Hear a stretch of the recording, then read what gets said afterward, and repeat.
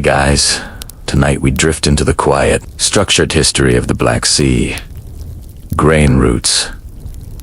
A network of fields, river systems, ports, and shipping lanes that fed entire civilizations for more than 2 millennia. This is not a story of battles or dramatic events. It is the slow administrative movement of grain. Planted, harvested, measured, stored, transported, taxed, and consumed. We follow how early farming communities transformed the region into one of the most productive agricultural zones of the ancient world. We trace the expansion of Greek colonies that rely on maritime grain shipments. We observe how Athens, at the height of its influence, becomes dependent on these routes for its daily bread. We examine the Bosporus Kingdom, the Scythian plains, the Roman frontier along the Danube, and the vast grain needs of Constantinople. Across each section, we focus on evidence found in agricultural landscapes, port remains, cargo lists, fiscal records, and the material traces of merchant networks. Grain becomes a measure of state stability, urban growth, and logistical organization. So lifeline, allow the pace to slow, and let the long history of the Black Sea grain system unfold gently. One route, one port, one harvest at a time. If you enjoy calm documentary-style history like this, feel free to subscribe for more quiet journeys into the past. Across the broad landscapes surrounding the Black Sea, agriculture develops in slow, steady stages over many centuries. The region contains a wide range of environments: river valleys in the north, fertile plains in the west, and foothills rising toward the Caucasus and Anatolia. Archaeological evidence shows that early communities take advantage of these varied conditions to cultivate cereals long before large-scale trade networks emerge. The process is gradual.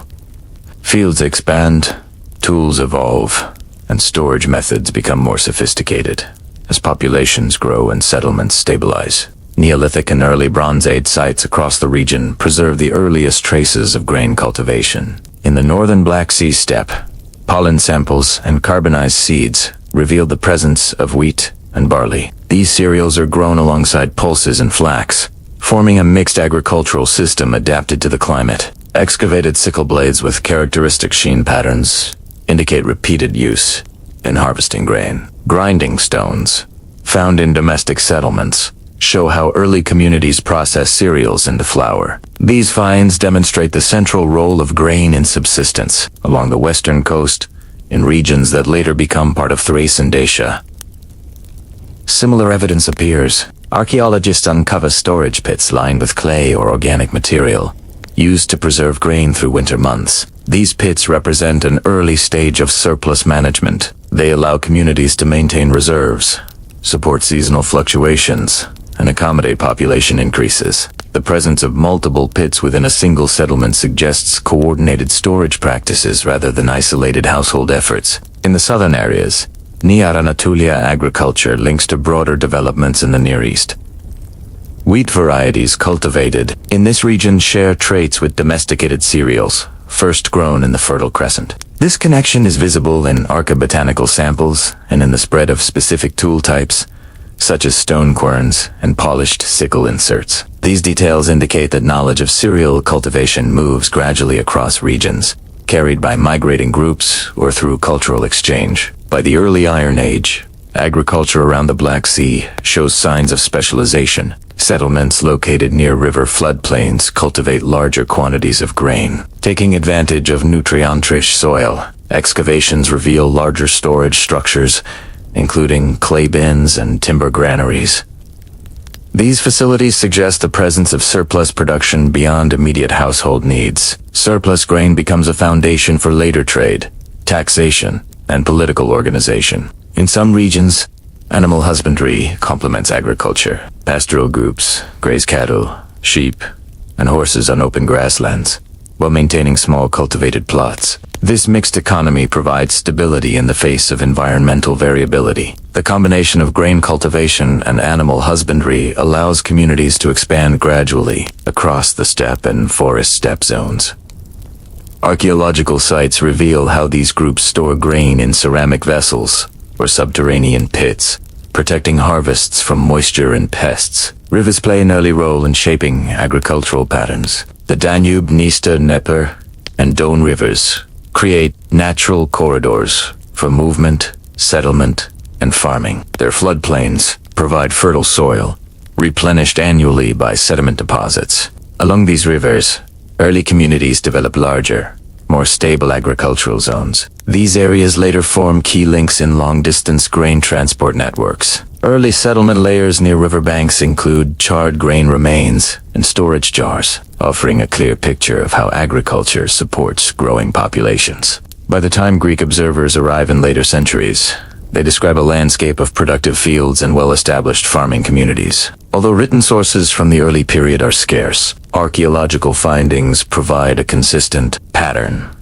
Grain cultivation becomes deeply rooted in the social and economic structures of the region. Farms grow in size, tools become standardized, and storage methods increase in capacity. Environmental evidence supports these developments. Soil studies show long-term agricultural activity, with patterns of plowing, sowing, and harvesting repeated across generations. Some sites reveal terraces built along hillsides to prevent erosion and expand arable land.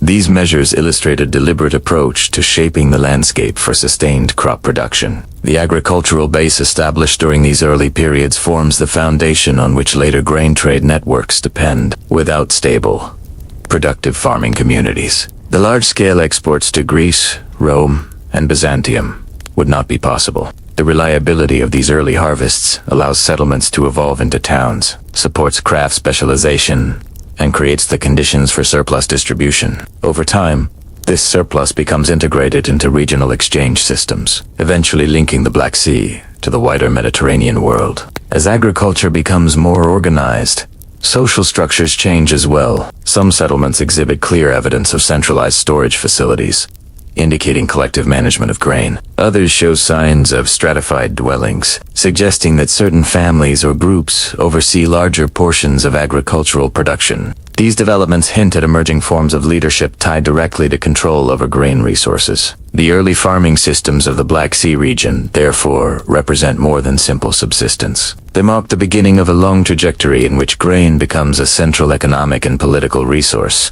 Through centuries of steady cultivation, communities transform the landscape into one of the most important agricultural zones of the ancient world. This foundation sets the stage for expanding maritime routes, colonization, and state-sponsored grain distribution in the centuries to come. When Greek sailors first reached the wide shores of the Black Sea in the 8th and 7th centuries, they find a landscape already shaped by long farming traditions. The coastlines are quiet, the plains stretch far inland, and the nearby river valleys hold communities who have grown wheat and barley for generations. The Greeks do not begin this agriculture. They simply arrive in a place where grain is already a part of daily life. They settle along the bays and headlands, choosing spots with calm water, good anchorage, and access to fertile land. Small outposts appear first, built with simple houses, storage rooms, and wooden piers. Over time, these outposts grow into towns with names that still appear on maps today. Apollonia, Odessus, Obia, and Pantikop. The shapes are familiar.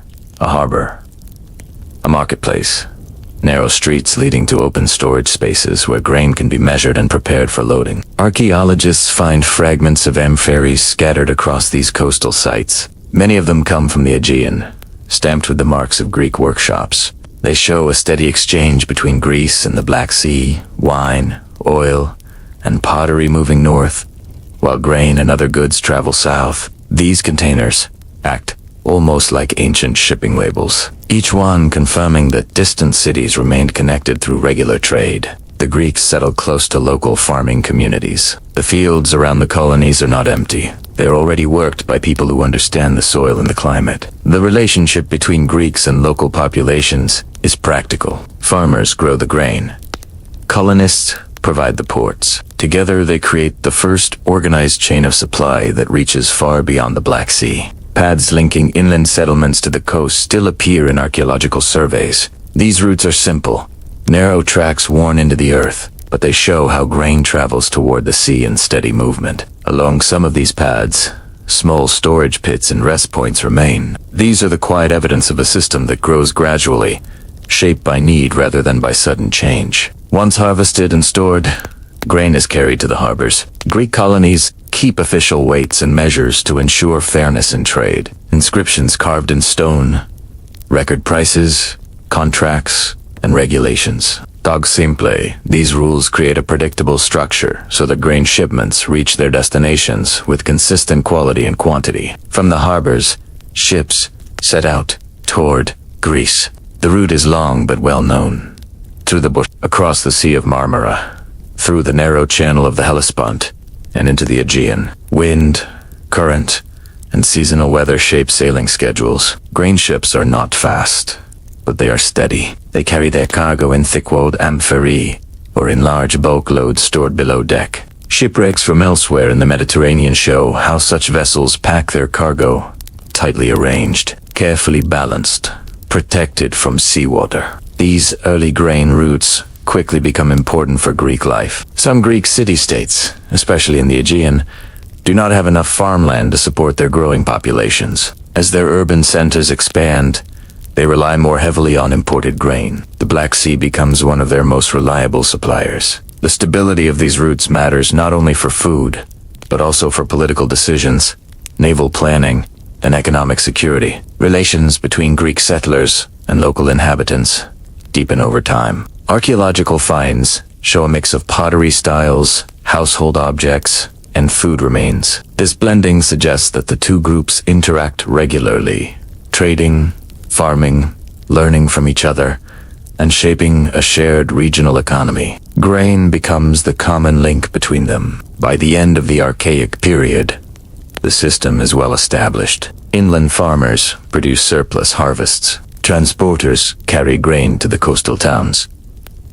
Colonists store and prepare it. Ships take it south, and Greek cities receive it as part of a growing interregional economy. The movement is steady, seasonal, and shaped by practical needs rather than by ambition. These early maritime grain routes form the first long-distance food supply system between the Black Sea and the Mediterranean. They set the pattern for centuries of trade that follow, connecting fields on distant plains to the daily meals of people living hundreds of kilometers away. In the 5th century before the Common Era, Athens grows into one of the largest and most influential cities of the ancient Mediterranean. Its population expands quickly. Its port at Piraeus becomes a major commercial center, and its navy dominates the Aegean Sea. But as the city grows, a quiet and persistent problem appears. The land around Athens cannot produce enough food for the people who live there. The soil of Attica is thin and rocky. Farmers harvest olives, figs, barley, and small amounts of wheat, but these crops cannot sustain a city whose population may have reached well over 200,000. As Athens becomes more urban and more powerful, the city's leaders understand that its stability depends on imported grain, and much of that grain must come from the Black Sea region. To secure this lifeline, Athens strengthens its connections with ports and colonies along the Black Sea. Archaeologists find Athenian pottery, coins, and inscriptions in settlements such as Olbia and the towns of the Bosporus Kingdom. These finds show the steady presence of Athenian merchants and officials. Their purpose is practical, to ensure that grain shipments continue regularly and without interruption. At home, the port of Piraeus becomes the center of the entire grain system.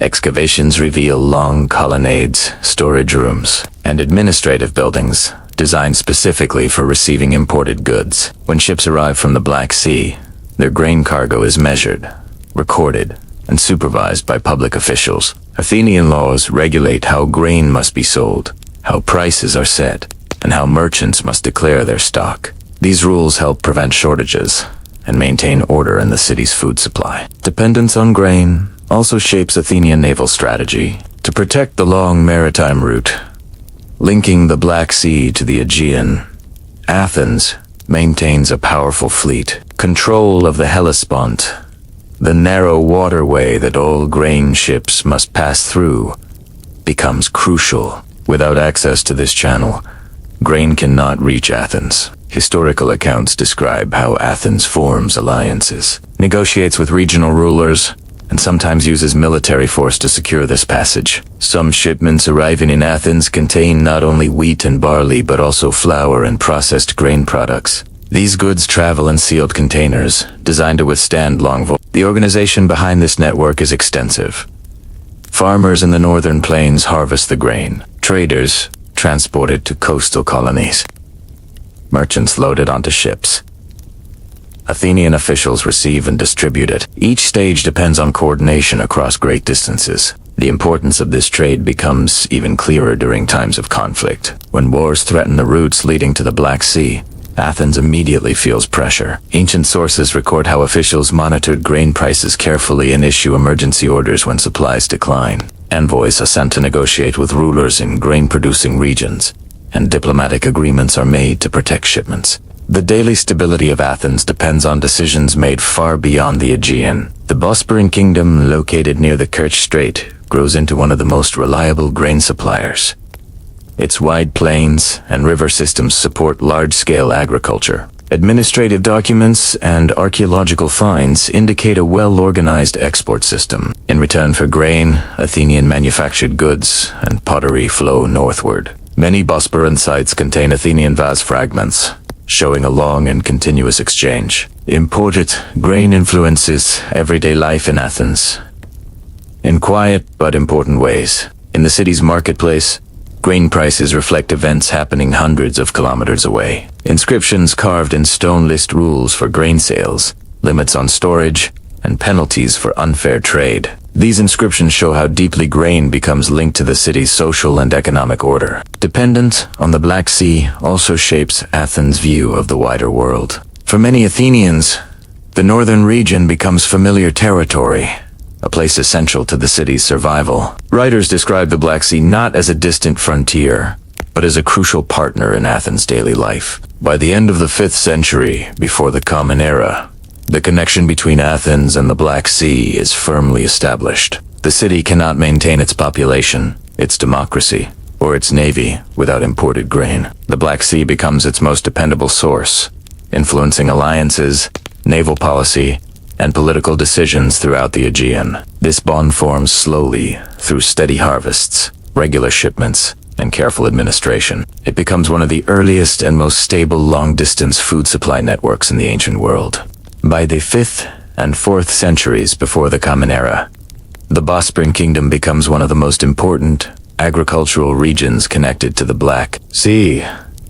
It stretches around the Kerch Strait, linking the Sea of Azov with the wider Black Sea.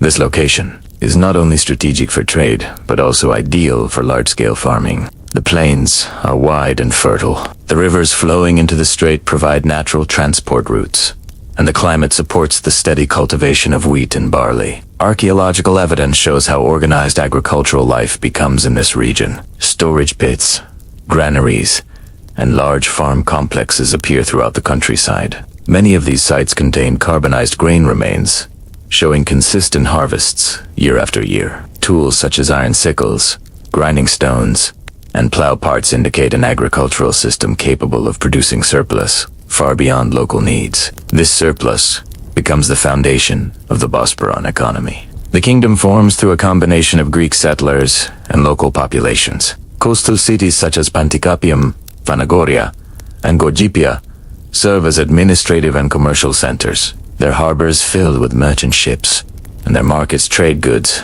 arriving from the Greek world. Inland, local farming communities continue to cultivate grain using practices refined over generations. Together they create a mixed cultural landscape, where Greek and non-Greek traditions blend into a single agricultural system. Inscriptions discovered in Bosporan cities provide valuable information about this system. Some record tax collections measured in grain. Others list shipments delivered to specific ports. A few mention large estates managed by wealthy families who oversee planting, harvesting, storage, and transport. These inscriptions show that grain is not simply a crop.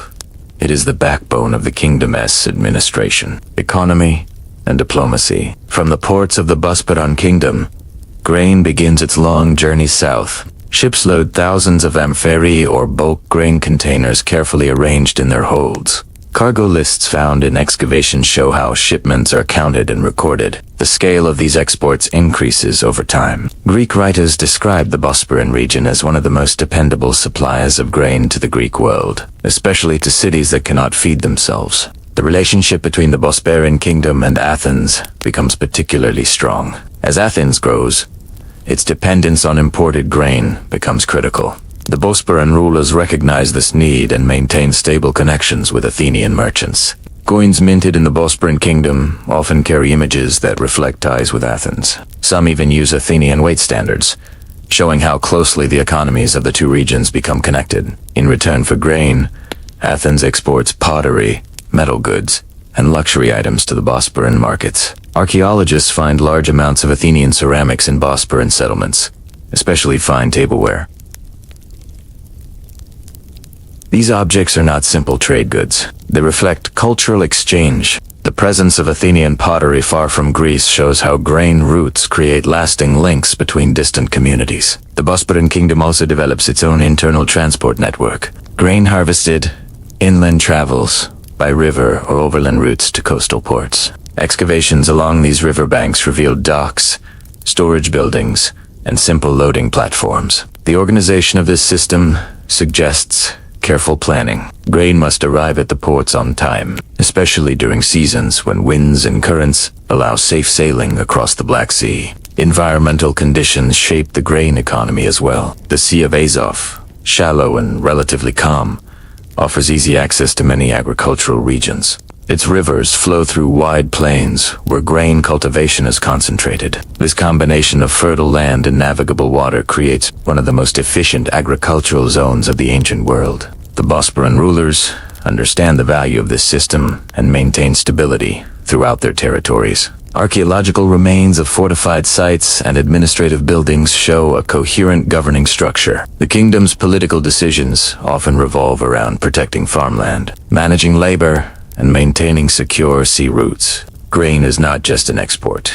It is the source of the kingdom's power and influence. Over time, the Bosporan kingdom becomes known throughout the Greek world for its role in feeding large urban populations. Its exports reach not only Athens, but also other city-states and later Hellenistic kingdoms. The regular flow of grain from the north becomes essential for cities that depend on imported food. By the 3rd century before the Common Era, the Bosporan kingdom stands as a mature agricultural state, with stable institutions and a clear economic purpose. Its grain supports distant populations, shapes long-distance trade, and links the Black Sea region with the wider Mediterranean. This system continues for centuries, forming one of the most reliable food networks of the ancient world. It connects distant cultures through simple but essential daily needs. Fields in the north feeding cities far beyond the horizon. When people imagine the Scythians and Sarmatians, they often picture mounted warriors moving across the open grasslands of the northern Black Sea.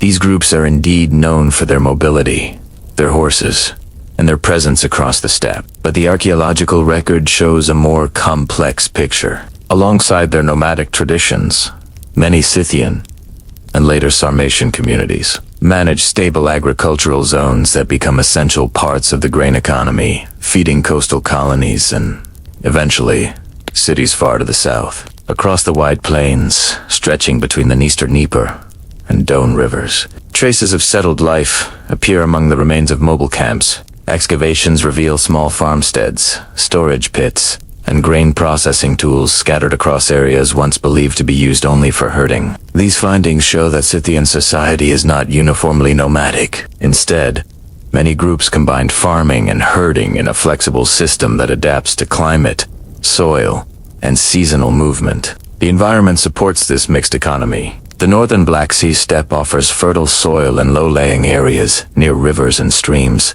Here, farmers plant wheat and barley, crops that thrive in short growing seasons. Carbonized grain recovered from settlement sites shows consistent harvesting over many centuries. Grinding stones and sickle blades appear frequently in excavations, demonstrating regular processing of cereals. These tools reflect everyday life grain grown in the spring, cut in the summer, dried, stored, and used throughout the year.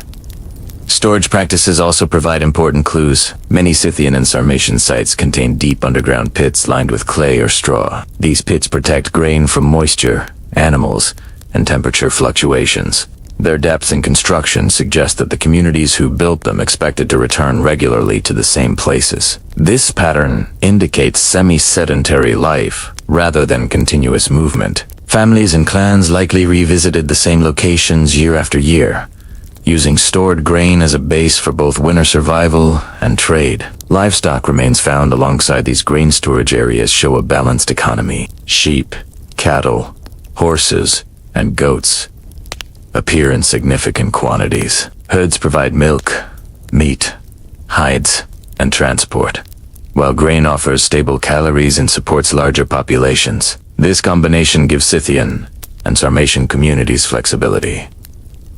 In years with poor harvests, herding can compensate. In years with good rainfall and abundant crops, surplus grain can be traded to coastal settlements. The connection between these inland communities and Greek colonies is visible in the archaeological record. Greek pottery appears far inland, away from the coasts. Simple bowls, jugs, and amphora fragments show that goods from the colonies traveled deep into Scythian territory. In return, grain and other agricultural products move outward, eventually reaching ports such as Olbia and Panti. This exchange is not based on central administration, but on repeated, practical interaction between neighboring cultures. Greek writers describe Scythians as people of the plains, but their descriptions often simplify a more complex reality. Archaeology shows that while some groups remain highly mobile, others build long-lasting settlements. These include fortified hilltop sites, known as hillforts, which overlook river valleys. From these elevated positions, communities manage both farming and herding. Inside these fortifications, archaeologists find large storage vessels, hearths, and grain processing stones. Together, these objects paint a picture of everyday agricultural life. Sarmatian groups, who move into the region later, continue many of these practices. They occupy similar territories and adopt many of the same farming techniques. Evidence from their settlements shows grain cultivation on a larger scale as the population increases. Their mobility remains important, but as their numbers grow, agricultural activity becomes more structured. Some Sarmatian sites show signs of organized field systems, small ridges, and shallow furrows that mark repeated planting over generations. The rivers of the region play a major role in shaping agricultural patterns. The Dniester, Dnieper, Don, and smaller tributaries create fertile floodplains where grain grows well. These rivers also provide transportation routes. Boats carry grain from inland farms toward the coast or to other groups along the steppe. Even when boats are simple, made from hollowed logs or assembled from wooden planks, they allow efficient movement across large distances. This natural network supports local economies and connects steppe communities with Greek and later Bosporan traders. Climate also influences agricultural life. The steppe experiences cold winters and hot summers with unpredictable rainfall. These conditions require flexibility. Scythian and Sarmatian farmers plant hardy grains that can withstand dry spells. They store large amounts of grain during good years to survive times of scarcity. The combination of farming and herding protects communities from environmental instability and allows them to maintain stable food supplies. This agricultural productivity becomes essential for the grain exports that later feed Greek cities.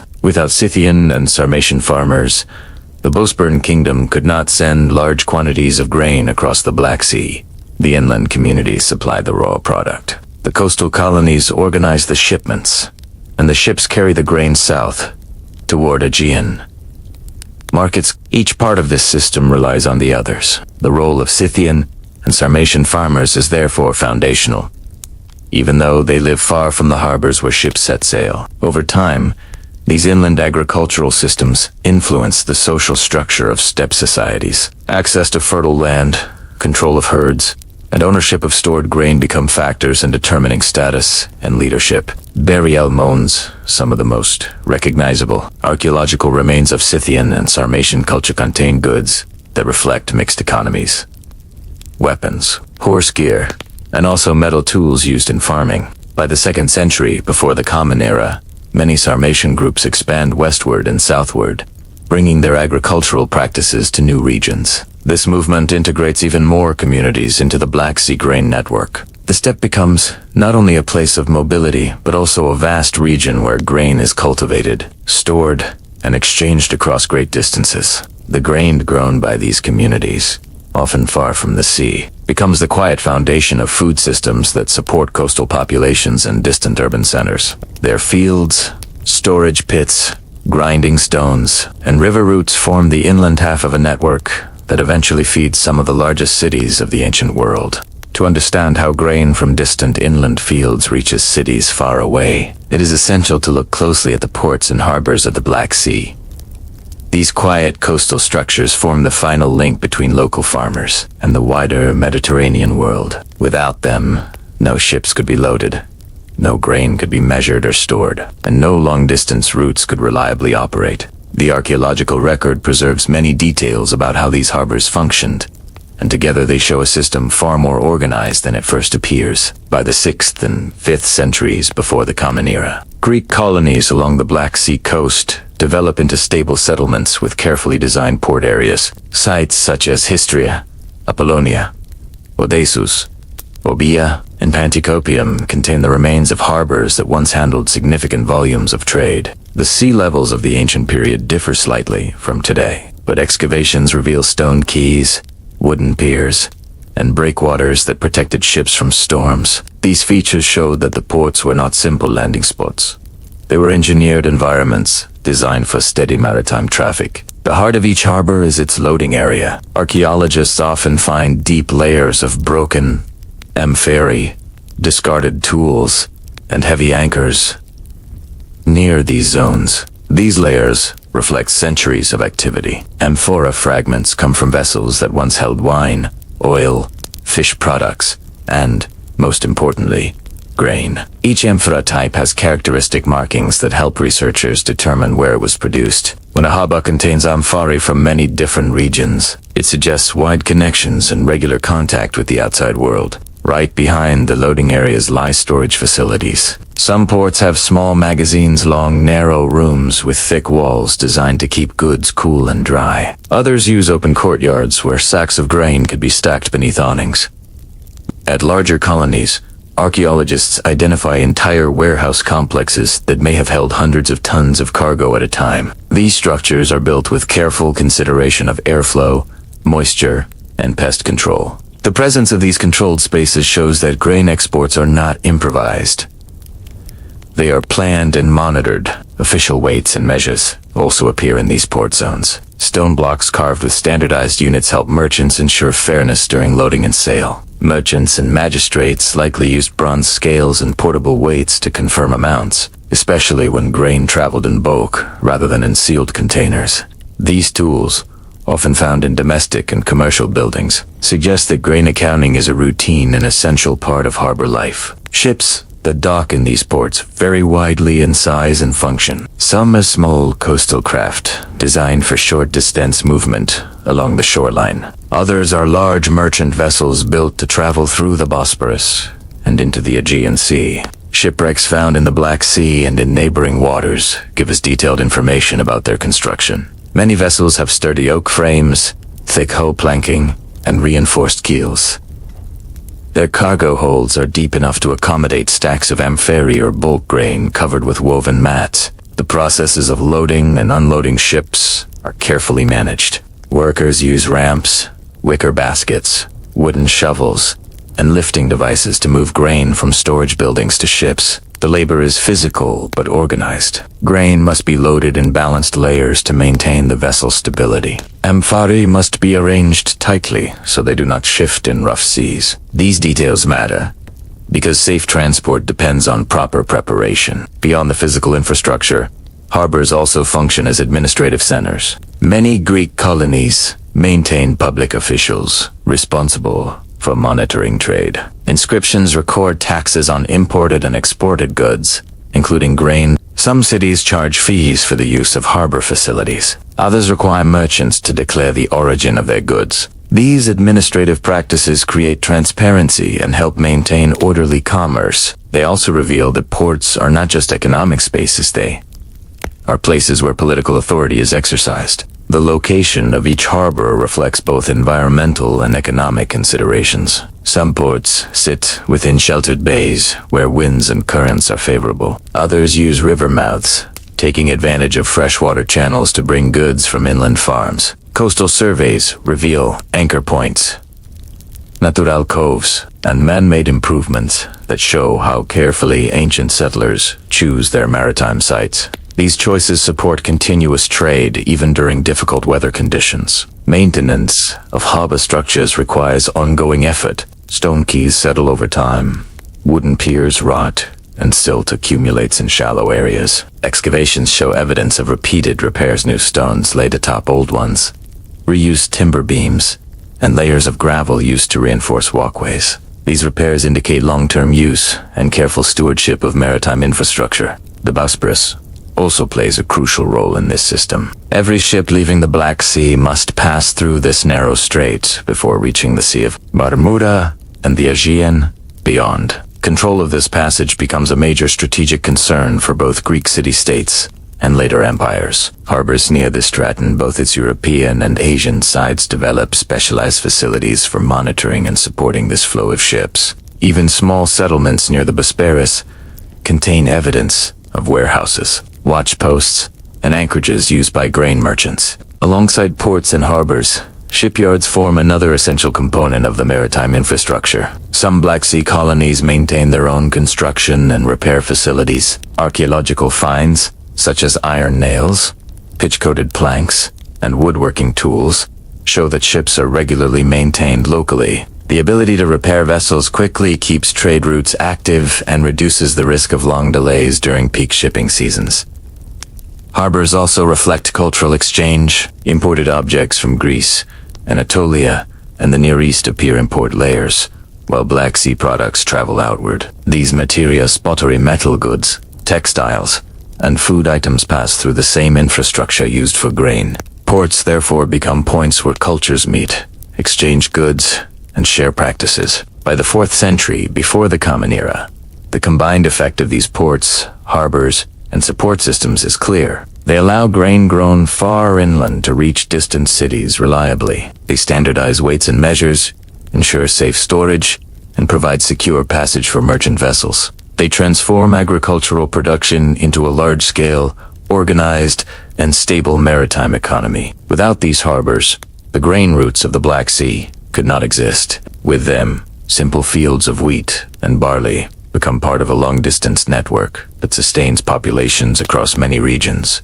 The entire grain system of the Black Sea depends on one narrow waterway, the Bosporus Strait. It stretches for only about 30 kilometers, winding between steep hillsides and rocky shores. But its importance in the ancient world is far greater than its size suggests. Every ship carrying grain from the northern plains to the markets of the Mediterranean must pass through this channel. Because of this, the Bosporus becomes one of the most strategically significant maritime passages of the ancient era. The geography of the strait is striking. It is narrow in several places, with strong currents flowing from the Black Sea southward toward the Sea of Marmara. These currents form naturally due to differences in water density and salinity. Ancient sailors learned to navigate them carefully, adjusting their position in the channel and waiting for favorable winds. Because the current is strongest near the surface, ships often stay close to the shore or time their movement during calm periods.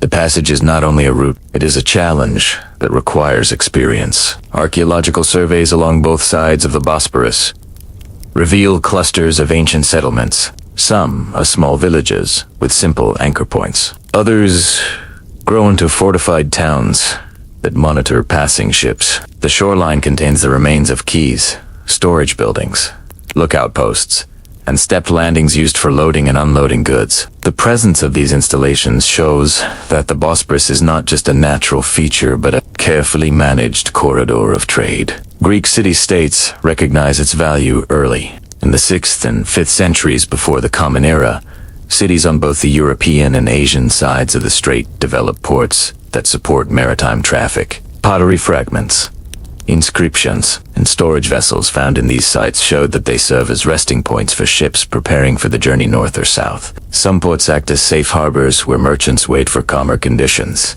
Others become centers of local commerce, supplying grain, timber, and fresh water to passing crews. Control of the Bosporus becomes a political issue as soon as grain imports form a significant part of Greek life. Athens, in particular, depends heavily on grain from the Black Sea region. For this reason, Athenian fleets appear near the Bosporus.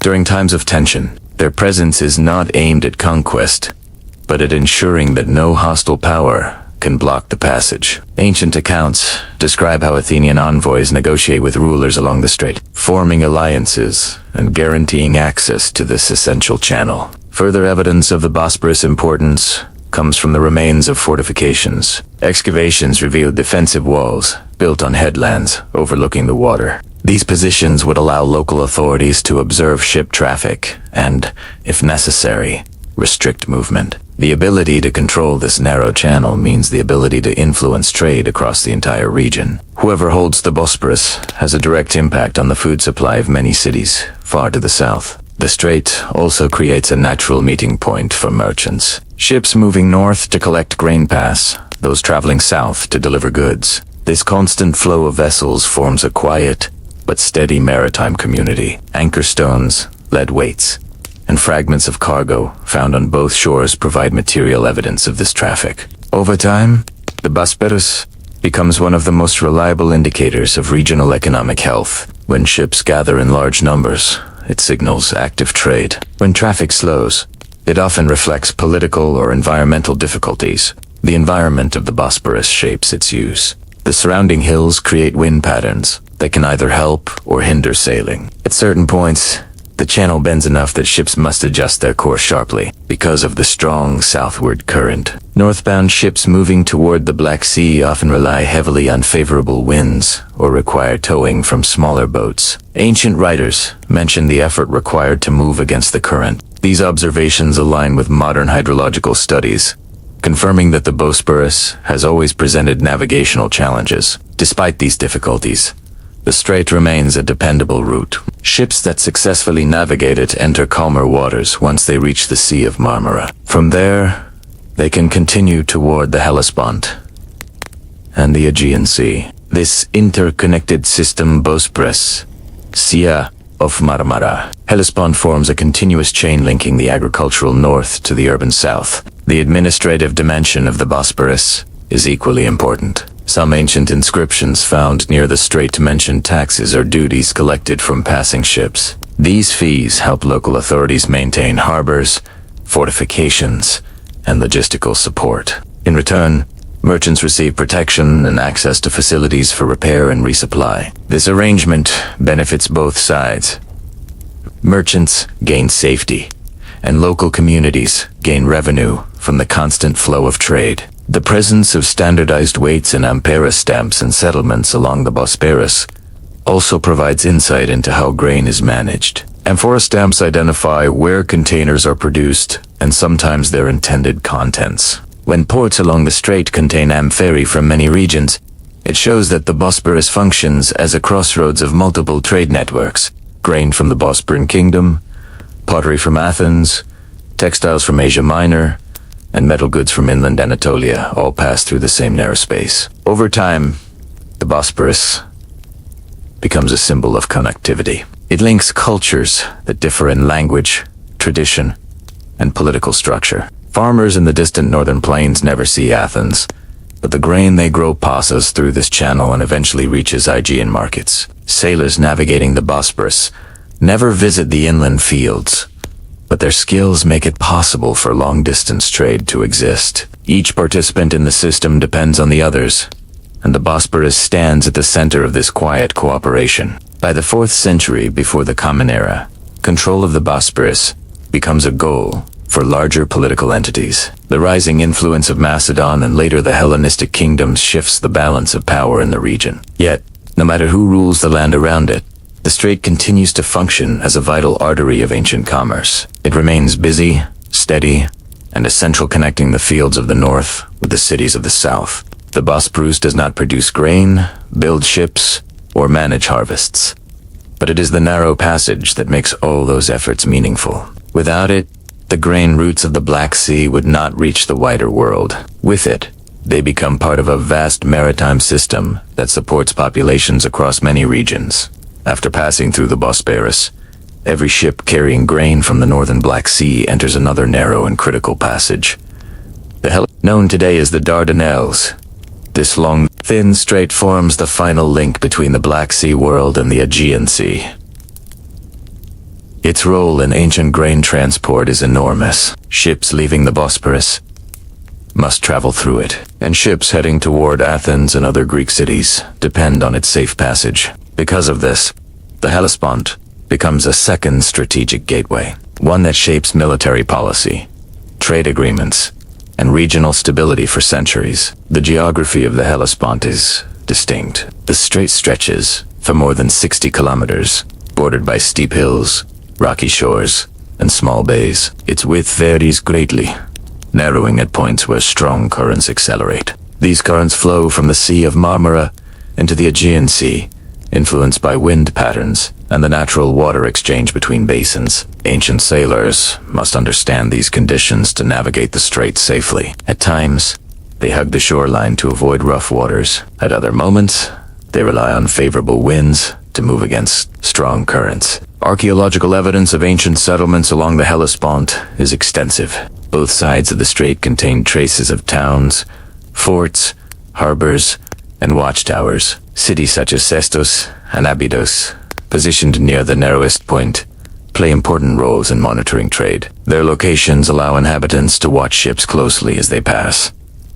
Excavations reveal storage facilities, pottery fragments, stone keys, and inscribed stones that record taxes charged to passing vessels.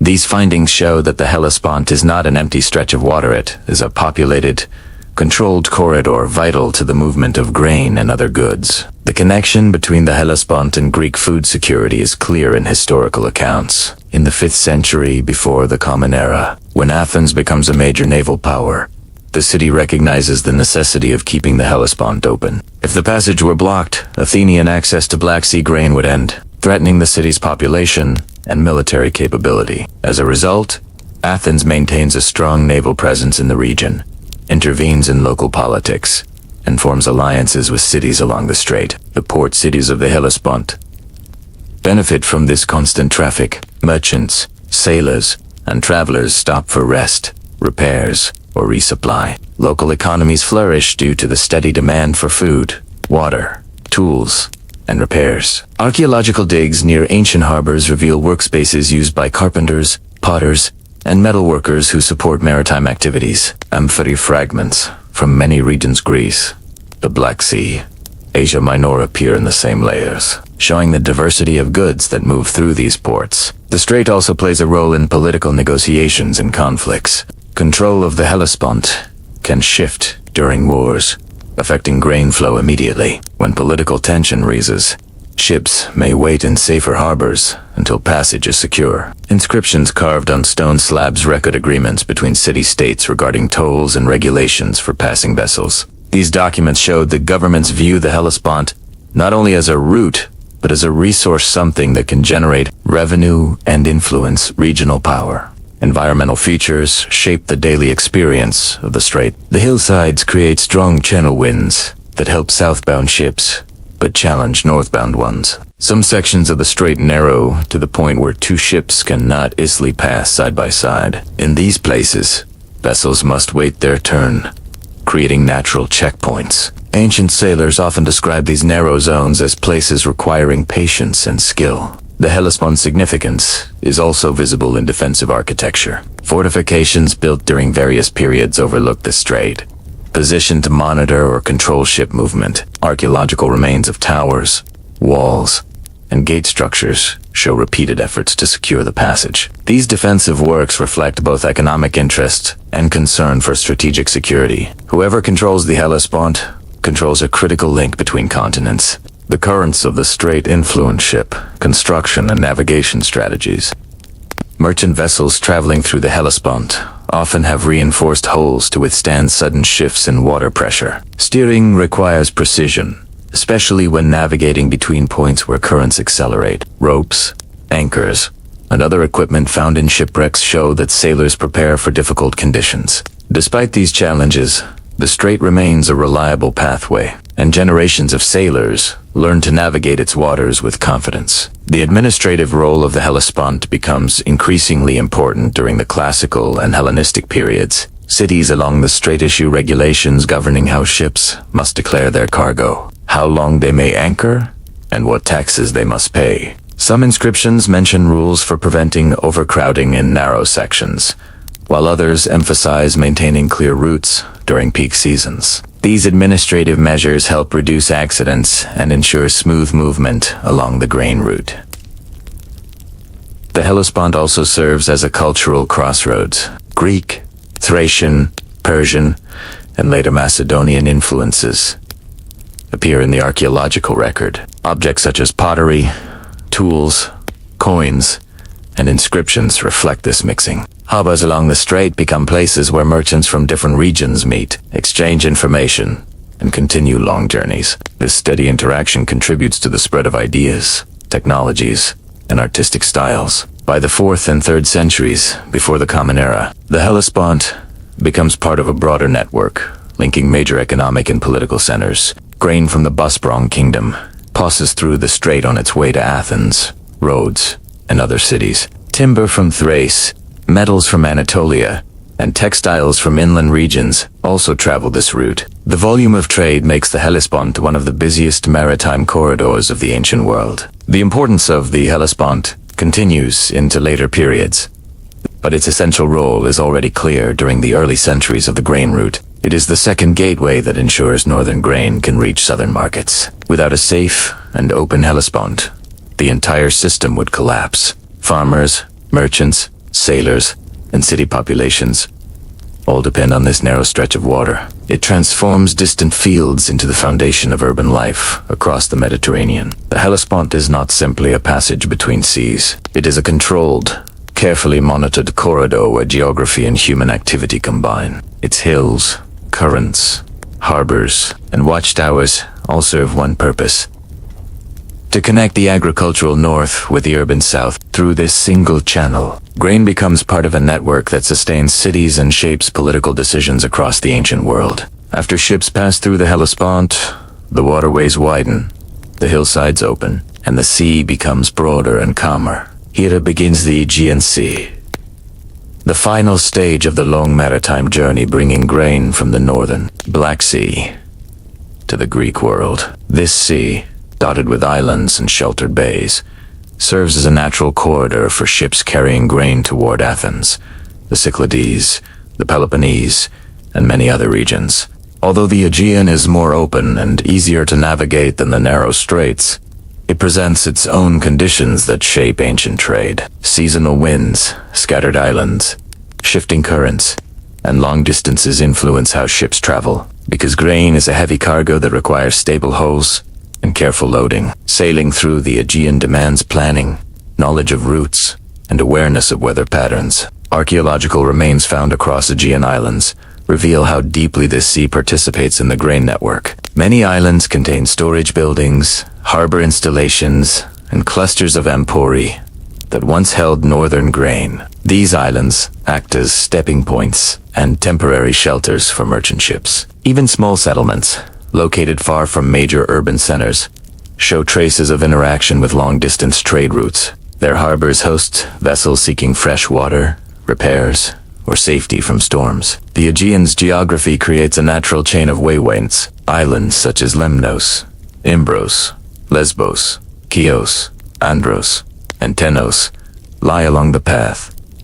Most ships follow after exiting the Hellespont. These islands offer strong anchorages, gentle slopes for approaching the shore, and freshwater springs that mariners can use. Excavations on these islands uncover pottery from both the Black Sea region and the Greek mainland, showing that grain routes pass through these communities regularly. The winds of the Aegean play a major role in travel. During the summer months, strong northern winds, known as the Athenians, blow steadily across the sea. These winds push ships southward, helping grain vessels make progress toward their destinations. Ancient sailors learned to rely on this seasonal pattern. When the winds blow consistently, journeys become shorter and safer. Grain arrives more reliably in Greek ports, and cities dependent on imports enjoy greater stability. In contrast, winter weather brings storms, unpredictable gusts, and rough waters. Shipwrecks discovered along the Aegean seabed often date to these seasons. Some vessels carry amphorae, arranged in organized rows, showing that they were merchant ships transporting cargo. The discovery of these wrecks allows researchers to reconstruct ancient sailing practices, how ships balanced their loads, how they reinforced their hulls, and how they prepared for long-distance travel. The Aegean also supports a wide network of smaller harbors, each playing a specific role. Some serve as local distribution centers, receiving imported grain and sending it onward to nearby settlements. Others are rest stops for ships traveling between larger ports. Many harbors contain reused amphorae containers, originally produced in the Black Sea region, but later repurposed for storage or household use. This pattern shows how deeply the grain route integrates into everyday life in the islands. Political developments influence movement across the Aegean as well. During the 5th century before the Common Era, when Athens leads a large maritime alliance, the city maintains naval stations throughout the islands. These stations allow Athens to monitor trade routes, protect merchant ships, and ensure that no hostile force interferes with the flow of grain. Inscriptions found on various islands mention Athenian officials responsible for overseeing harbor activities or collecting maritime taxes. These records show that the Aegean is not a neutral space. It is part of a coordinated system supporting Athenian economic needs. Athens, as the largest consumer of imported grain, relies heavily on the Aegean's interconnected structure. When ships reach the central Aegean, they can travel towards several major destinations. Some head directly to Piraeus, the main port of Athens. Others sail to nearby islands whose populations also depend on imported food. Cities without large agricultural territories, such as those in the rely on this maritime network to maintain steady supplies. The presence of standardized amphora shapes in Aegean archaeological layers further demonstrates how grain travels through the sea. Amphorae from the Bosporus Kingdom and other Black Sea regions appear consistently on islands.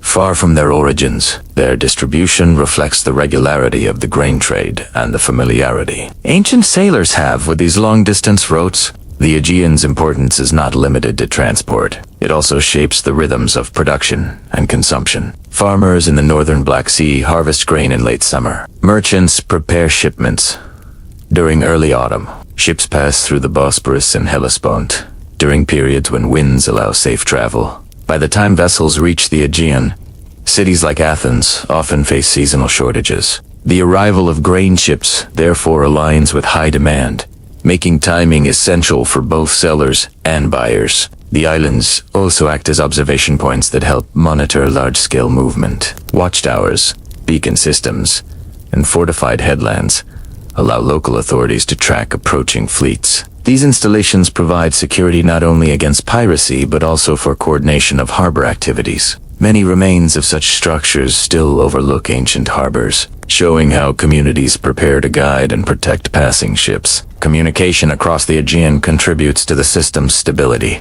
Merchants share knowledge about storms, safe anchorages, and political developments affecting trade. Messages travel from island to island, enabling decisions that keep ships safe. This steady exchange of information creates a maritime culture grounded in cooperation and shared experience. By the 4th and 3rd centuries before the Common Era, the Aegean becomes a fully integrated part of the northern grain route. Its islands host rest points, its harbors facilitate repairs and resupply, and its seasonal winds support long-distance movement. Cities scattered across the sea rely on imported food, creating an environment where maritime life shapes daily existence. Without the Aegean's natural structure and human-built support systems, the grain network connecting the Black Sea to the Greek world could not operate. But with its sheltered bays, steady winds, and connected island communities, the Aegean turns long-distance trade into a predictable and manageable process. Across this sea,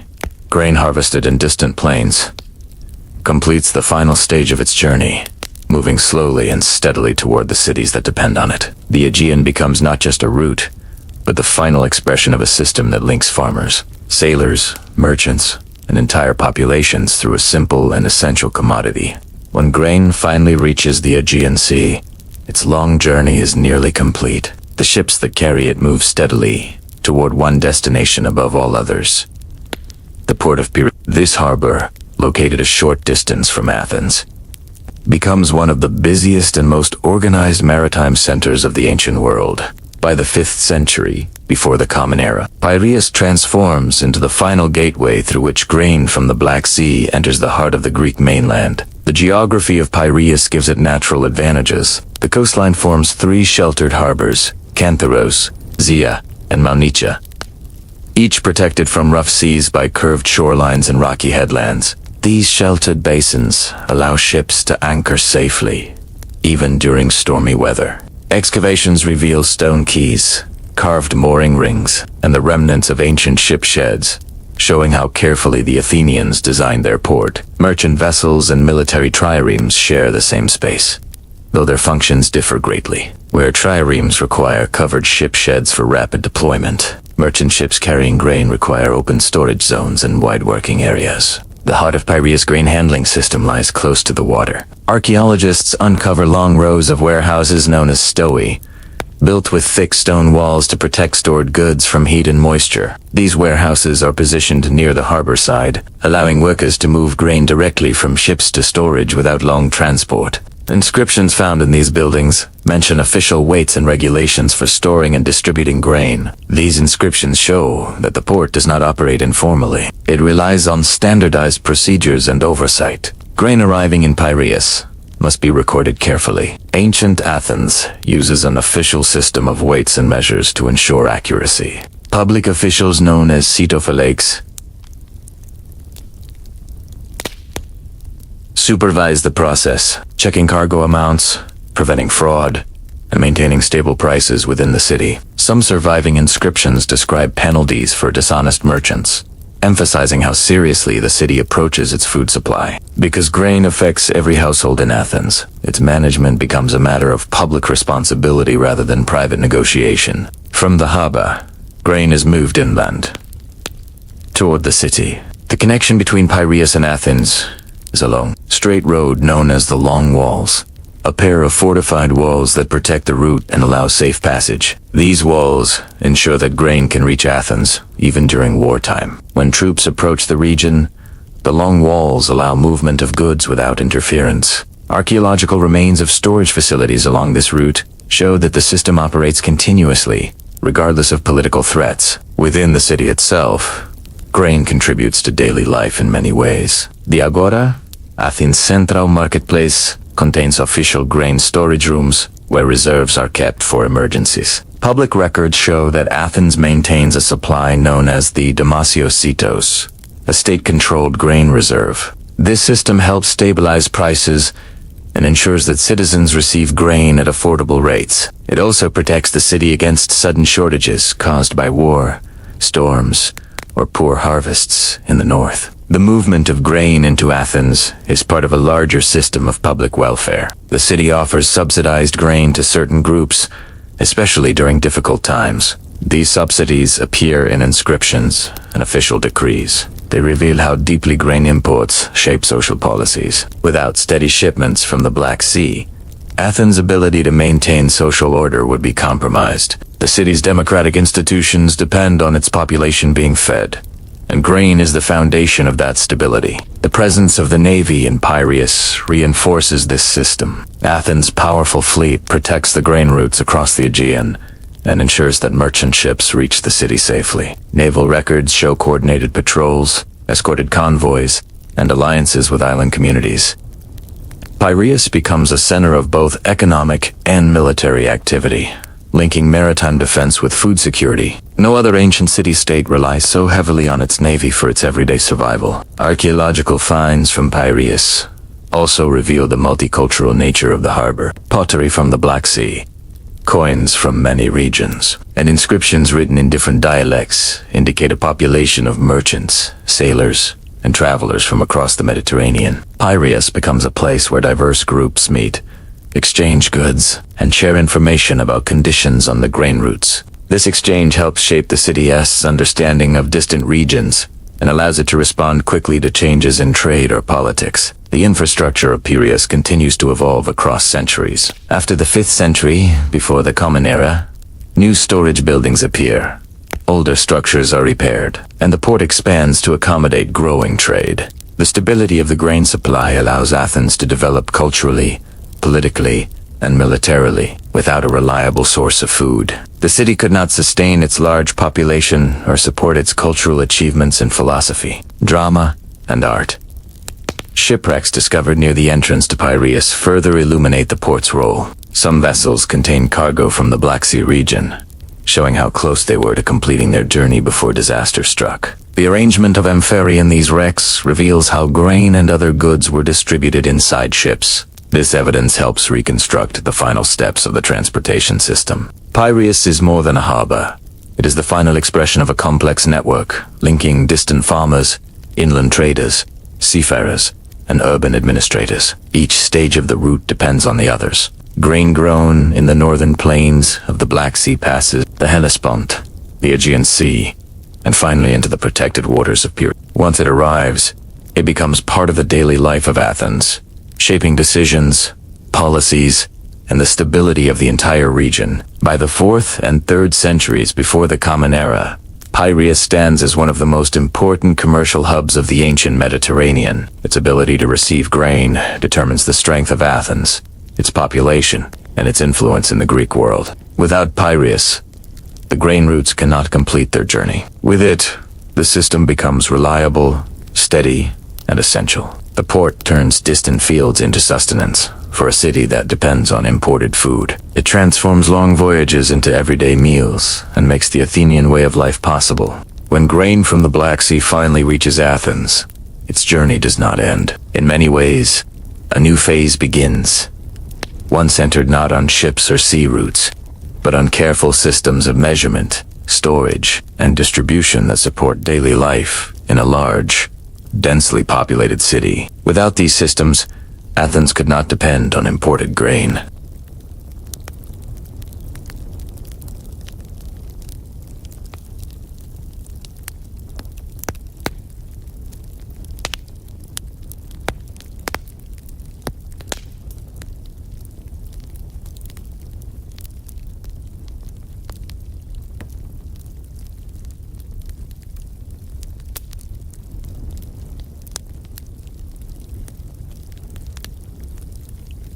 Official wooden or bronze measuring containers help establish consistency. These containers are kept under public supervision, often stored in designated rooms near the marketplace or harbor. Their existence is confirmed through inscriptions that mention their use in commercial disputes and regulations governing fair trade. Public officials, known as cetoflakes, oversee the accuracy of these measurements. Their duties include verifying cargo quantities, inspecting storage facilities, monitoring prices, and preventing fraud. Inscriptions describe penalties for merchants who attempt to manipulate measurements or hide grain to raise prices. Artificially, this indicates that Athens treats grain supply as a public matter, not a private enterprise. Because grain touches every household, the city holds merchants accountable through law.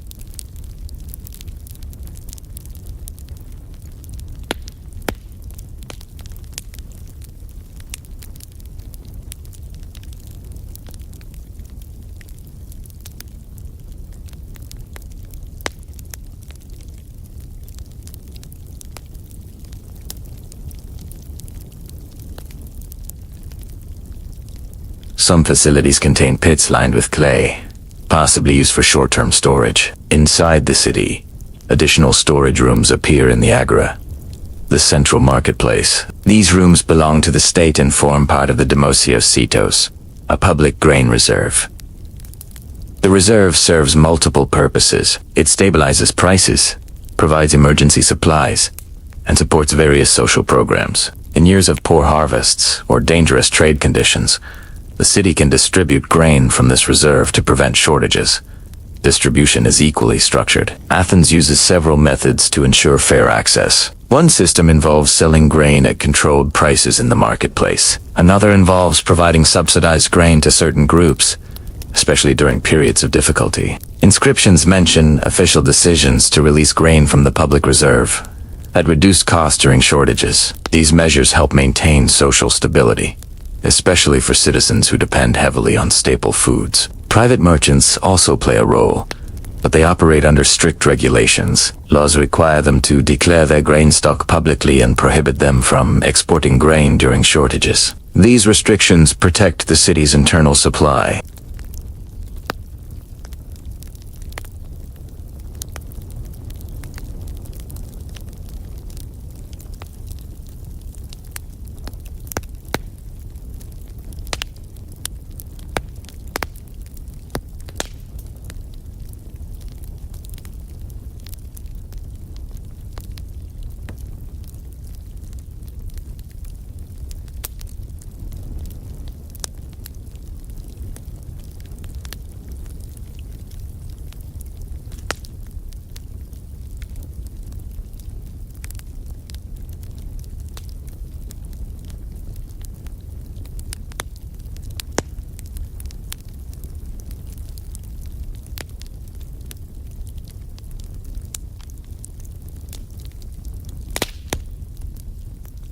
These tools suggest that bread making remains a daily activity shared by many households, regardless of their economic status. Grain distribution, therefore, not only supports public order, but also shapes domestic life. Storage systems extend beyond major warehouses. Wealthier households maintain their own grain supplies, stored in large pottery vessels known as peat.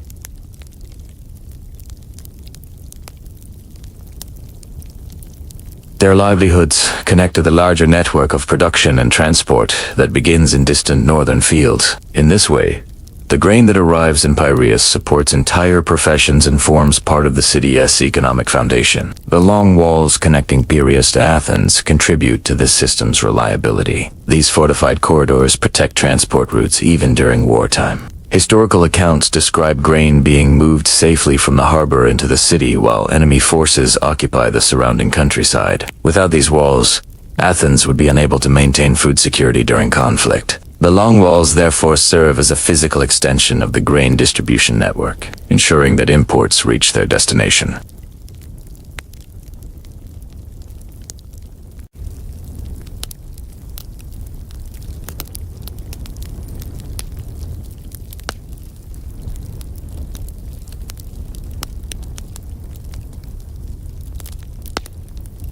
Yet the city survives largely because its internal system functions well. Grain continues to arrive, reserves are used wisely, and officials maintain order. By the 4th century before the Common Era, Athens' grain system stands as one of the most organized in the ancient world. Its measurement standards, storage facilities, public reserves, legal regulations, and distribution practices create a structure capable of supporting a large population.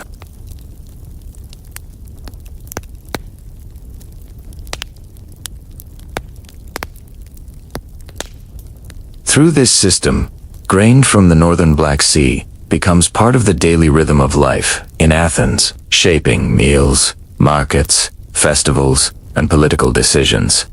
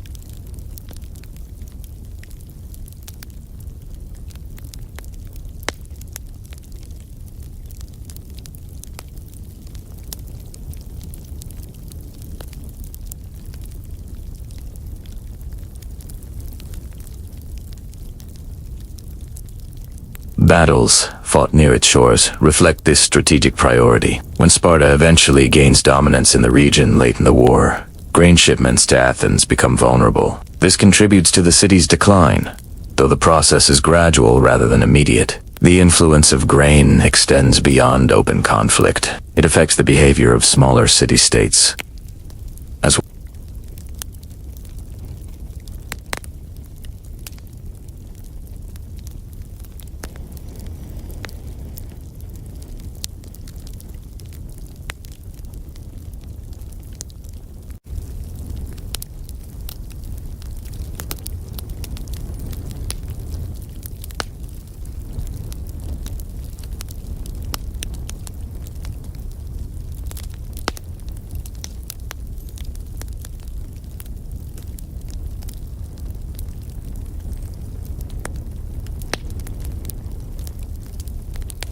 As Macedonian power grows, cities that once relied on Black Sea grain now interact with a new political force controlling a large agricultural region. Macedon's rise demonstrates again how the capacity to produce or control grain can shift regional power. The wars of the Hellenistic period continue this pattern. Rival kingdoms compete not only for territories but also for control of agricultural centers and trade routes. Grain becomes a resource that supports armies and populations alike.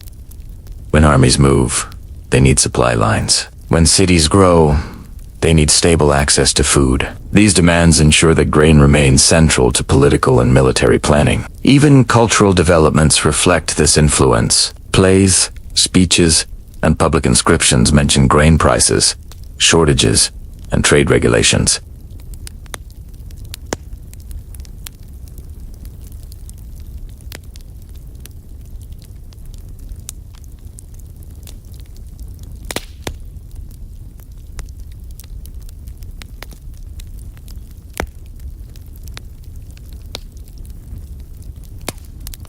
The flow of grain becomes a silent force guiding decisions across the ancient world, its influence extending far beyond the marketplace, into the realm of strategy, governance, and war. While much attention falls on Athens and the cities that depend on imported grain, the places that grow and export this grain also experience deep, long-term changes. The northern Black Sea region, stretching across the plains of Scythia, Sarmatian, and Bosporus territories develops a daily rhythm centered on agriculture, storage, trade, and seasonal movement. Grain becomes more than a crop. It becomes the foundation of local life, influencing settlement patterns, labor practices, social structures, and cultural exchange across the wide plains bordering the Black Sea and the Sea of Azov. Farming communities organize their year around the demands of grain cultivation. Although these landscapes are often associated with nomadic herders, archaeological surveys reveal extensive farmland. Fields are prepared as early as the spring months. Communities clear stones, level soil, and repair simple irrigation ditches where needed. Wooden plows, pulled by oxen, cut long furrows in the earth. Seeds are distributed carefully by hand, often by walking through the fields in straight lines. In dry years, planting takes place earlier. In wet years, sowing is delayed to avoid waterlogged soil. The harvest season becomes one of the most intensive labor periods. Grain must be collected at its peak ripeness. Workers move across the fields using iron sickles to cut stalks. Bundles are gathered and tied together before being carried to threshing floors flat, hard surfaces where the grain is separated from the chaff. Threshing is performed by trampling with animals or by beating the stalks with wooden flails. Archaeological remains of these floors, sometimes lined with packed clay, have been found near ancient settlements. They provide physical evidence of the scale of agricultural activity.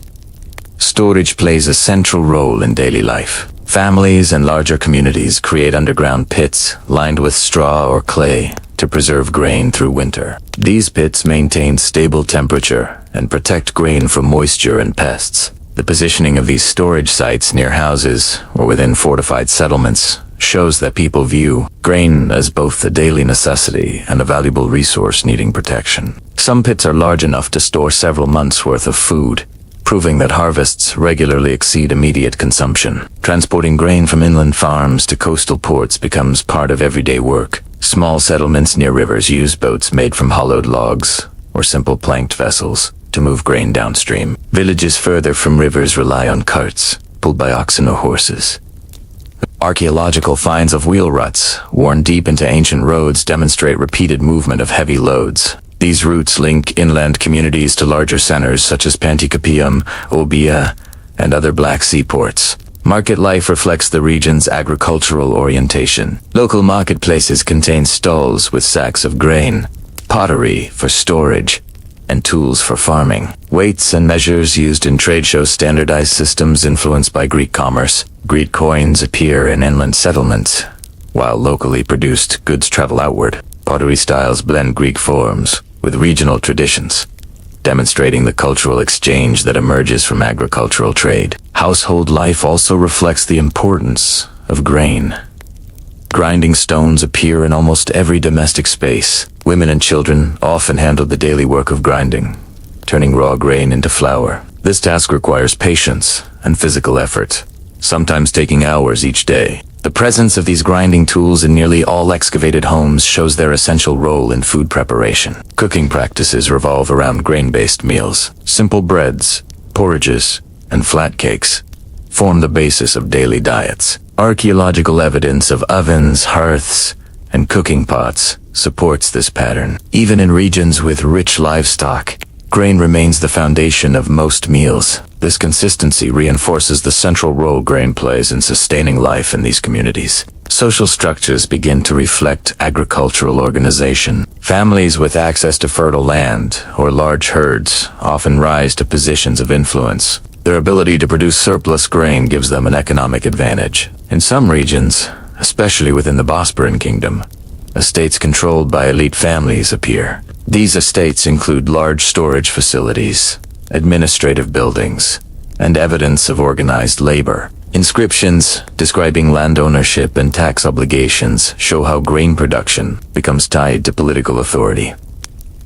Religious practices also connect to agriculture. Offerings of grain appear in burial mounds and sacred sites throughout the region. These offerings, often small containers filled with wheat or barley, symbolize prosperity and the hope for continuity. Their presence in graves indicates that people view grain not only as food but as part of the cycle of life and death. The arrival of Greek merchants influences cultural life in the region. Pottery, tools, and luxury goods from Greece reach inland communities, introducing new forms and styles. In return, grain, livestock products, and locally crafted items move toward the coast. This exchange shapes identity in the region. Communities become more connected, adopting new practices while maintaining older traditions. The presence of Greek writing on pottery or coins found in inland settlements reflects this cultural blending. Daily life near the coast includes additional activities linked to trade. Workers load grain onto ships using baskets,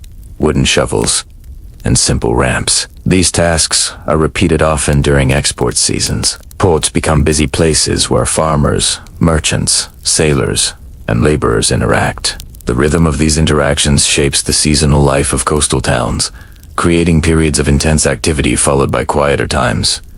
When ships are away, grain also affects regional stability. Communities with surplus grain can endure harsh winters or unexpected droughts. They can support larger families and grow their populations. In contrast, years of poor harvest lead to tension. Archaeological evidence of fortified settlements and defensive structures suggests that some communities protect their grain stores from potential raids. Grain becomes not only a resource for trade, but a source of security. During the 4th and 3rd centuries before the Common Era, economic expansion increases the demand for grain exports. Inland communities grow more connected to coastal centers. Some settlements specialize in farming, others in transport, and others in administration. This specialization reflects an increasingly complex society built around agricultural productivity. The influence of Greek culture does not replace local traditions. Instead, it merges with them. Pottery styles combine Greek and local elements. Clothing reflects steppe influences alongside imported fabrics. Burial customs retain older practices, even as Greek objects appear in graves. These blended patterns show that grain trade supports both continuity and change. By the 2nd century before the Common Era, communities across the Black Sea region live in a world where grain shapes nearly every aspect of daily life. It guides seasonal routines, determines social status, influences cultural exchange, and supports trading relationships. The grain grown in these fields eventually reaches distant cities like Athens, but long before it travels across seas, it forms the backbone of life for the people who cultivate it. Every stage of the Black Sea grain system depends on the natural environment, from the first sowing of seeds in the northern plains to the final unloading of cargo in Pieria. Weather patterns, winds, currents, and seasonal rhythms shape how grain moves across thousands of kilometers. The ancient world lacks mechanical engines or advanced meteorological tools. Instead, farmers, sailors, and merchants rely on observation of skies, waters, winds, and the changing behavior of the landscape. These observations guide decisions and determine the success or failure of each year's grain shipments. The agricultural cycle begins in the early spring, when soils soften after winter. Farmers in the northern Black Sea region prepare the ground for planting wheat and barley. Spring rainfall is essential. Too little rain and seeds struggle to germinate. Too much rain and fields risk flooding. Archaeological soil studies show variations in climate across centuries, revealing alternating periods of wetter and drier conditions. These fluctuations influence crop yields, sometimes resulting in abundant harvests, and sometimes in shortages.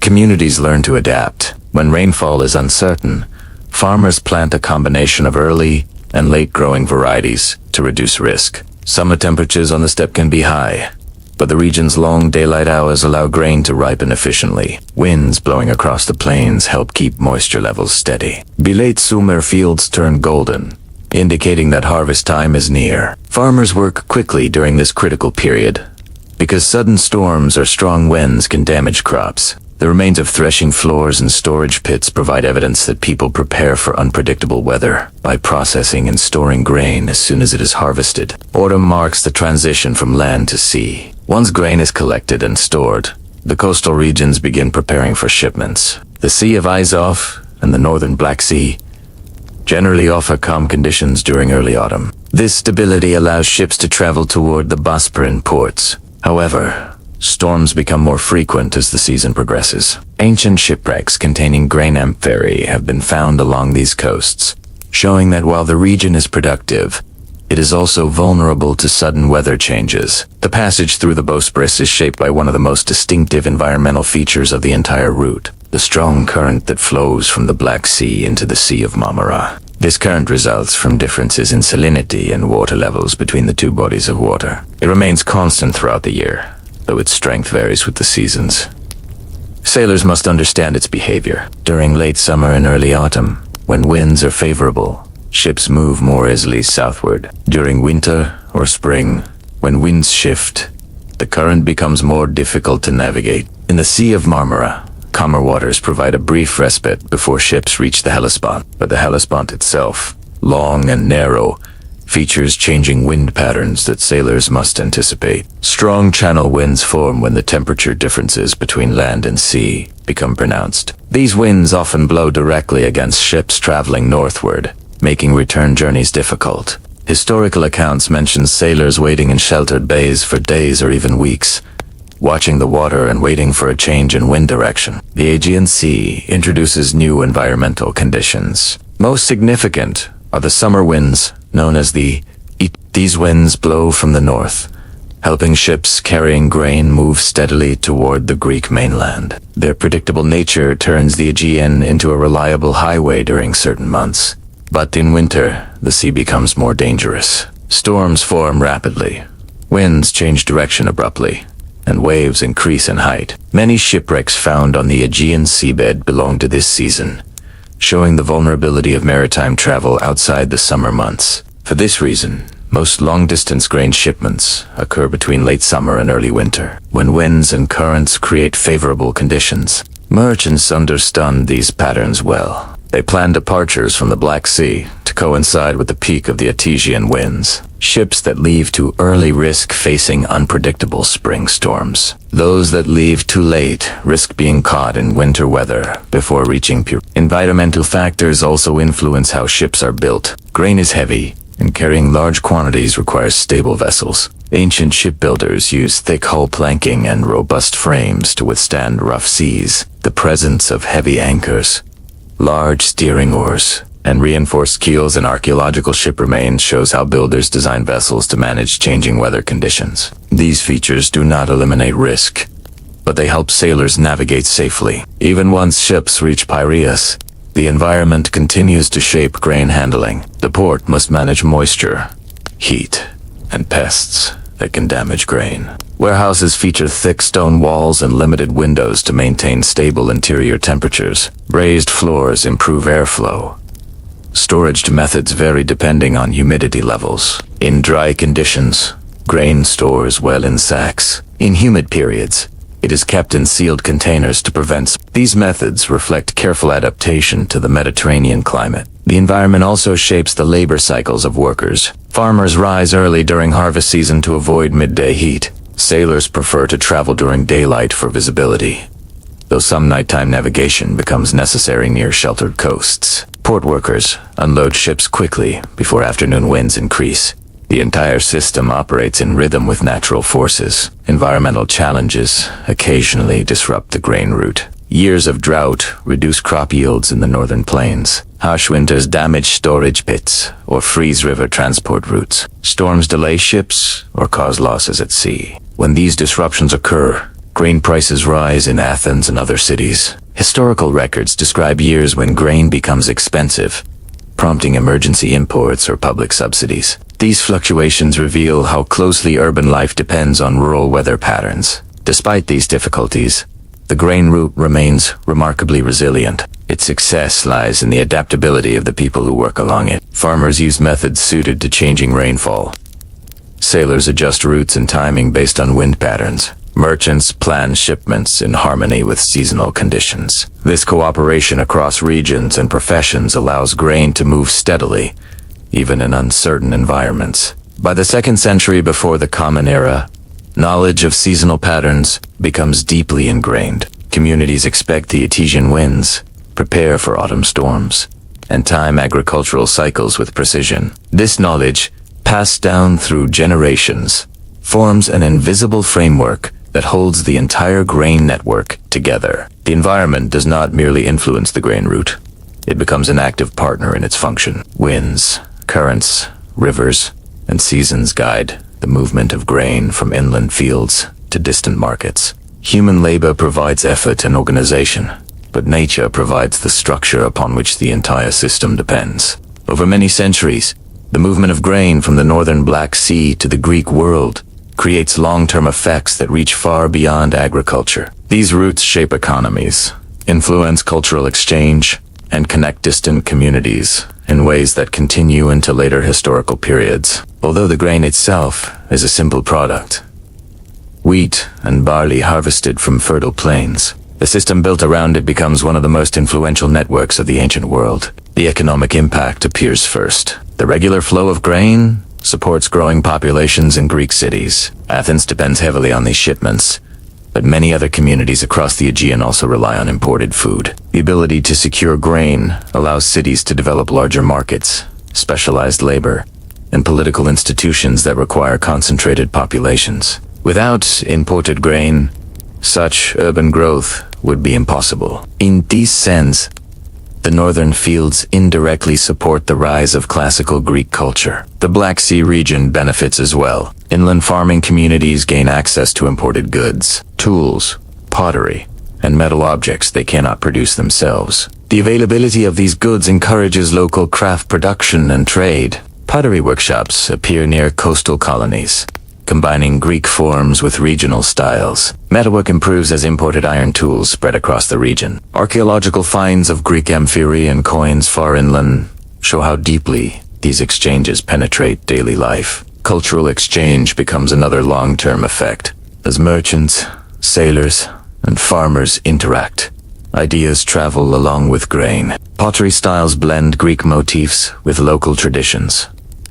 Clothing incorporates both steppe and Greek influences. Inscriptions written in Greek appear in regions where Greek was not previously used. At the same time, Greek cities adopt knowledge from the Black Sea world, such as insights about horse breeding, pastoral systems, and steppe geography. The Bosporan kingdom becomes a key center of this cultural blending. Its rulers support Greek-style education, temples, and public buildings, but they also incorporate local customs into their administrative systems. The kingdom stands at a crossroads of cultural identity, Greek in language and architecture, yet connected to the traditions of the surrounding steppe. This blending creates a unique society whose character remains visible in archaeological evidence. In tomb art, ceramics, jewelry, and inscriptions. The grain routes also influenced military and diplomatic history. Control of the Bosporus and Hellespont becomes a priority for city-states, kingdoms, and empires. Even after the classical Greek period, these passages continued to hold strategic value. Later, powers recognized the same truth that Athens once understood. Anyone who controls the narrow waterways between the Black Sea and the Aegean influences the food supply of entire populations. Economic patterns formed during earlier centuries persist into the Hellenistic and Roman periods. Roman grain fleets eventually draw from Egypt and North Africa, but the Black Sea remains important. Cities such as Sinope, Missos, and Pantikapium continue to export grain, fish products, and other goods. Roman merchants operate in these areas, leaving behind inscriptions and trade markers that demonstrate ongoing activity. The infrastructure, harbors, storage facilities, administrative buildings remains in use, showing how durable these systems become. The cultural impact continues as well. Greek language spreads through commerce and diplomacy, becoming the common medium for trade across the region. Local populations adopt Greek scripts for inscriptions, while maintaining their own languages and customs. Religious practices also blend. Dedications to Greek gods appear alongside offerings connected to steppe rituals. This coexistence creates a rich cultural landscape shaped by movement rather than isolation. The grain routes help stabilize regions that participate in them. As long as trade remains steady, farming communities gain predictable outlets for their harvests. Coastal ports develop into prosperous urban centers, capable of supporting artisans, administrators, and specialized laborers. These developments create a cycle in which economic stability encourages population growth, which in turn supports further trade. Yet the system also involves risk. Disruptions caused by war, piracy, or environmental change can destabilize regions dependent on imported grain. Historical accounts mention years when storms or political conflicts reduced the flow of grain, causing price increases and social tension. These fluctuations remind us that the network is strong, but not invulnerable. Its success depends on cooperation across great distances and consistent environmental patterns. The long-term effects of the grain routes reach beyond economics and culture into identity. Communities along the Black Sea, Scythian, Sarmatian, Greek, and mixed populations define themselves partly through their roles in the larger system. Farmers see their work connected to distant markets. Merchants build livelihoods by maneuvering between regions. Sailors form shared traditions and navigational practices passed down through generations. Port cities develop unique identities shaped by constant contact with foreign ships. In Athens, the grain routes become part of the city's story. Public inscriptions celebrate alliances formed to secure grain supply. Honors are awarded to foreign rulers who support trade. Legal measures reflect the importance of stable food distribution. The city's cultural achievements in art, philosophy, drama, and politics rely on the stability that imported grain provides. Without these routes, many aspects of Athenian life would have unfolded differently. The environmental knowledge developed along the grain routes becomes an enduring legacy. Understanding winds, currents, river systems, and seasonal cycles allows communities to thrive. This expertise influences shipbuilding techniques, harbor design, and agricultural planning long after the classical period ends. The relationship between humans and environment, created by these routes, leaves a deep mark on regional development. By the 1st century before the Common Era, the grain network connecting the Black Sea to the Mediterranean has existed for centuries. Its influence extends across political boundaries and cultural differences. It shapes daily life for farmers and urban dwellers alike, forms the basis of regional economies, and fosters long-term connections between distant peoples. What begins as a simple need, the need for food, becomes a system that transforms societies. Fields of wheat and barley harvested in the northern plains ultimately feed cities hundreds of kilometers away. Ships, guided by winds and currents, connect communities that never meet face to face. The grain routes turn geography into opportunity, linking inland worlds with coastal markets and creating a cultural and economic landscape that will endure for generations. Across centuries, the grain routes of the Black Sea form one of the most enduring connections in the ancient world. What begins as local farming on distant northern plains grows into a vast system linking fields, rivers, ports, straits, and seas. Each region contributes something essential. The inland communities cultivate and store grain. The coastal ports prepare shipments. Sailors navigate currents, winds, and narrow channels. Administrators measure, regulate, and distribute supplies. Cities like Athens depend on these efforts for daily life and long-term stability. The movement of grain does more than feed populations. It shapes politics, guiding alliances and provoking conflicts over control of key waterways. It reshapes economies, allowing urban centers to expand and supporting specialized labor and trade networks. It fosters cultural exchange, blending traditions from the steppe with customs from the Aegean. Pottery styles, clothing designs, burial practices, and written records all reflect this quiet, steady connection. Environmental forces, the winds of the Aegean, the currents of the seasons of the steppe also play an essential role. Human systems adapt to these natural rhythms, creating knowledge that passes through generations. Together, nature and society form a partnership that sustains long-distance commerce for hundreds of years. By the 1st century before the Common Era, the grain routes have already transformed the regions they touch. They influence the rise of cities, the shape of kingdoms, and the daily routines of countless people. Even as political powers shift, the underlying system remains. Fields in the north continue to feed populations far beyond their horizons. The legacy of the Black Sea grain routes lies in their quiet reliability. A network built not on conquest or grand monuments, but on steady harvests, careful navigation, and shared dependence. Through this simple commodity, distant worlds become connected, forming one of the ancient world's most enduring economic and cultural systems.